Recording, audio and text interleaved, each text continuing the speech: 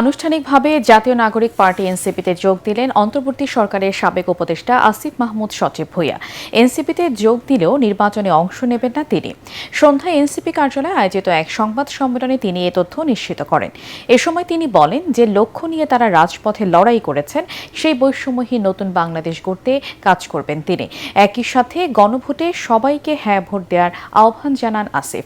এ সময় দলের আহ্বায়ক নাহিদ ইসলাম জানান, নির্বাচনে অংশ না নিলেও এনসিপির মুখপাত্র এবং নির্বাচন পরিচালনা কমিটির প্রধান হিসেবে দায়িত্ব পালন করবেন আসিফ মাহমুদ সচিব ভূঁইয়া। এই নির্বাচনে কর্মযোগ্য এই গুরুভার এবং আমি এই সময় সংগঠনটাকে ধরে রাখার জন্য জনাব আসিফ মাহমুদ সচিব ভূঁইয়া তিনি এবারে নির্বাচনে অংশগ্রহণ করবেন না, বরং জাতীয় নাগরিক পার্টি এনসিপির মনোনীত প্রার্থী যারা রয়েছেন তারা যাতে জিতে আসতে পারে এবং সংসদে গিয়ে বাংলাদেশের মানুষের গণঅভ্যুত্থানের পক্ষের কণ্ঠস্বর হয়ে উঠতে পারে, সেজন্য তিনি কাজ করবেন।